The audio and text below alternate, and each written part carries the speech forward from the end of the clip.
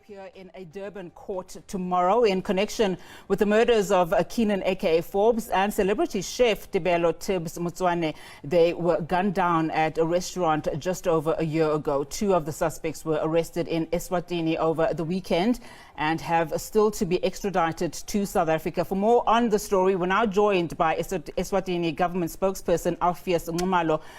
Ngumalo, thank you so much for your time this morning.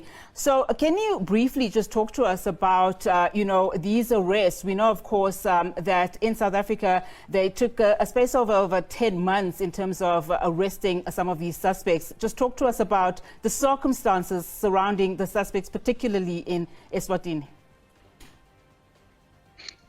Thank you very much, Unati, for the opportunity to engage on this matter. However, as you may know, that the details yet are already before court, which means our comments are now restricted to the parameters of the court process. However, the suspects that were arrested here were as a result of South African police indicating to their counterparty to Eswatini that they have suspects that they believe are hiding in the country. And our Eswatini police then took to their heels to investigate, and in the process of the investigation, yes, these two suspects were arrested and are expected to appear in court on Monday. And then the court will hear from there as to what is the process taking forward. As for the speed in which they were arrested, it was as a result of our police hard work, indeed. And you may know that the cooperation between the South African police and the Eswatini police have always been mutual and reciprocated on a number of investigations that are unfolding. And this is one of the breakthroughs we are proud to for a member of the police service to make a breakthrough in a very short space of time. Now, one of the things that we heard during that press conference by a top policeman yesterday in KwaZulu-Natal was how this particular crime was orchestrated by these 6 who are now behind bars, and of course 2 in Eswatini. The police did not rule out that one more suspect may be out there. Any questions in terms of how investigations are going there in terms of finding more people that are responsible for this murder? Our police officers are going to collaborate and continue to assist as information comes in and as request is presented to them by the South African Police Service. However, Lieutenant General Mkonazi of KwaZulu-Natal indicated clearly that yes, they were been wanting these people for 3 cases: murder, attempted murder, possession of arms, and conspiracy to murder. So we are not in this side of Eswatini in a position to know exactly if these 2 that are arrested are directly linked to the murder of Aka and his friend and the rest. That is only within the province of the South African police to know exactly as to why these 2 that are arrested this side are wanted also in the province of KwaZulu-Natal. Are they directly implicated in the murder of these 2?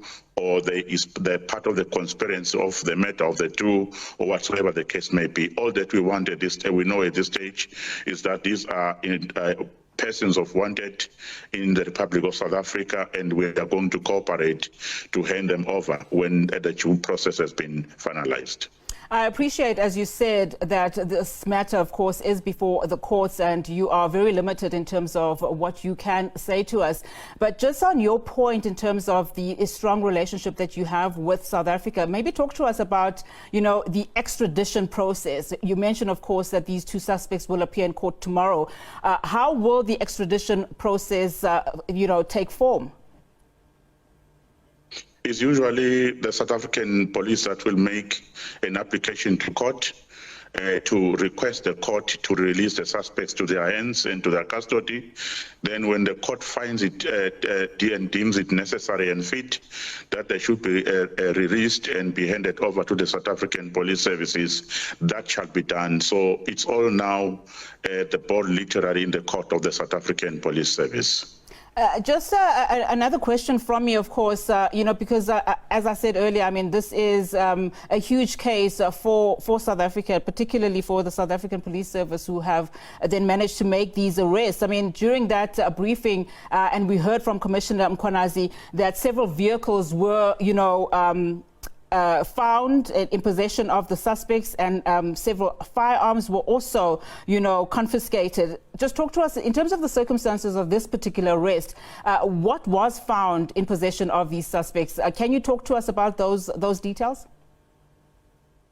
Yes, what has been found have not been made public yet, but all the exhibit that has been collected where the suspects were arrested were all duly handed to the court, and we are definitely sure that by the time they appear in court, all what was found in their surroundings and when they were arrested shall then be made known to the public. Can you talk to us, Mr. Nxumalo, as we conclude, how long these suspects were in Eswatini? We really don't have an idea yet as to how long they've been hiding here. But according to the request that was forwarded by the South African Police Service to our National Service of the Police, it does look like it has been more or less or 10 months. So we are looking forward to know all those details, because they will definitely be coming out on Monday as to how long they've been hiding here. We are only suspecting at this stage that they may have probably spent close to 10 or less months in the Kingdom of Eswatini. I suppose most of those details will then transpire, during these court processes. But Mr. Nxumalo, thank you so much for your time.